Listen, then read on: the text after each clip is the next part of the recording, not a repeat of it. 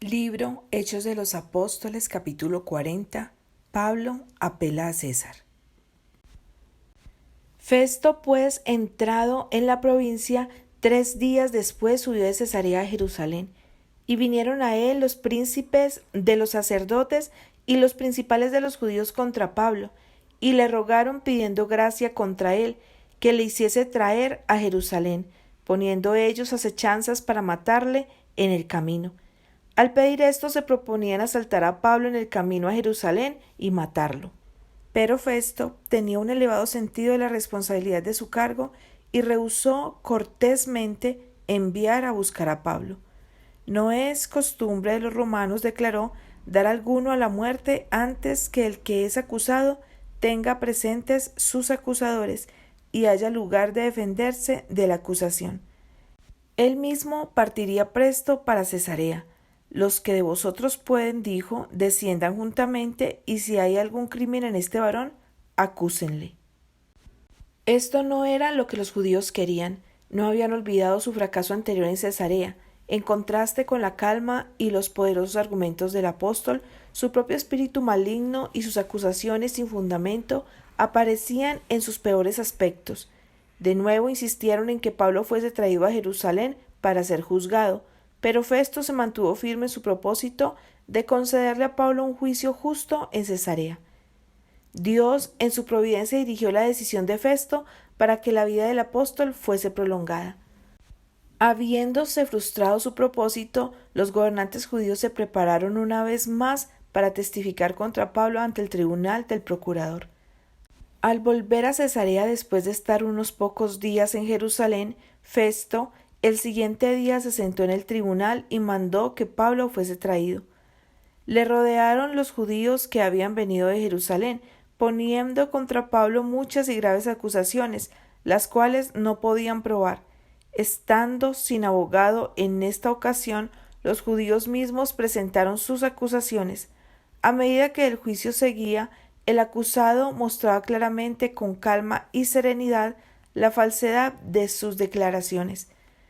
Festo se dio cuenta de que la cuestión en disputa se refería enteramente a las doctrinas judías y que, aun en el caso de poder probarlas, no había en las acusaciones contra Pablo nada que lo hiciera digno de muerte ni aun de prisión.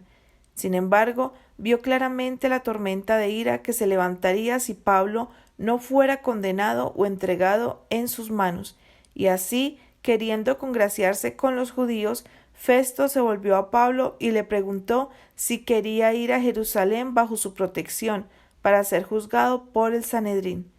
El apóstol sabía que no podía esperar justicia de parte del pueblo que por sus crímenes estaba trayendo sobre sí la ira de Dios.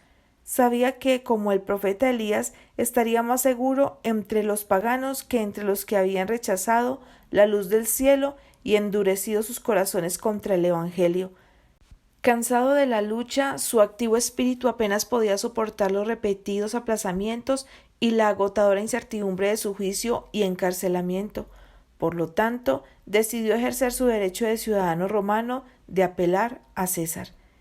En respuesta a la pregunta del gobernador, Pablo dijo: «Ante el tribunal de César estoy, donde conviene que sea juzgado.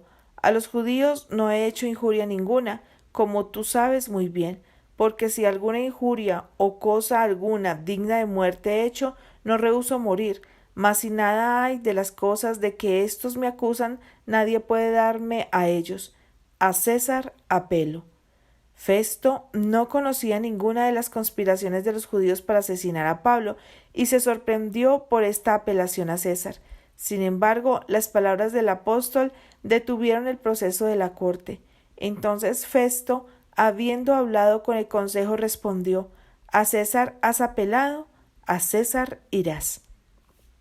Así fue como una vez más, a causa del odio nacido del fanatismo y de la justicia propia, un siervo de Dios fue inducido a buscar protección entre los paganos. Fue este mismo odio el que indujo a Elías a huir y pedir socorro a la viuda de Sarepta, y el que obligó a los heraldos del Evangelio a apartarse de los judíos para proclamar su mensaje a los gentiles. y el pueblo de Dios que vive en este siglo tiene todavía que afrontar este odio. Entre muchos de los profesos seguidores de Cristo existe el mismo orgullo, formalismo y egoísmo, el mismo espíritu opresor que reinaba en tan grande medida en el corazón de los judíos. En lo futuro, hombres que se digan representantes de Cristo seguirán una conducta similar a la de los sacerdotes y príncipes en su manera de tratar a Cristo y a los apóstoles. En la gran crisis por la cual tendrán que pasar pronto, los fieles siervos de Dios encontrarán la misma dureza de corazón, la misma cruel determinación y el mismo odio implacable.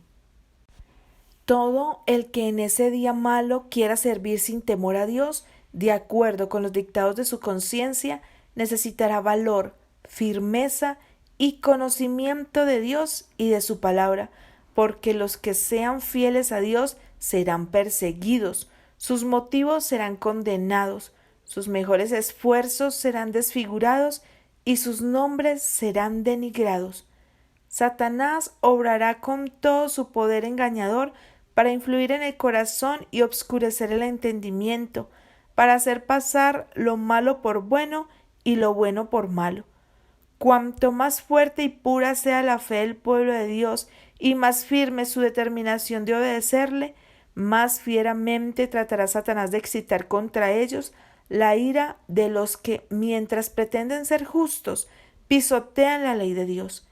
Se requerirá la más firme confianza, el más heroico propósito para conservar la fe una vez dada a los santos. Dios desea que su pueblo se prepare para la crisis venidera. Esté preparado o no, tendrá que afrontarla, y solamente aquellos que vivan en conformidad con la norma divina permanecerán firmes en el tiempo de la prueba. Cuando los gobernantes seculares se unan con los ministros de la religión para legislar en asuntos de conciencia, entonces se verá quiénes realmente temen y sirven a Dios.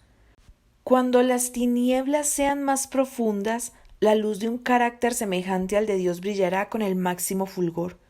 Cuando fallen todas las demás confianzas, entonces se verá quiénes confían firmemente en Jehová. Y mientras los enemigos de la verdad estén por doquiera, vigilando a los siervos de Dios para mal, Dios velará por ellos para bien. Será para ellos como la sombra de un gran peñasco en tierra desierta.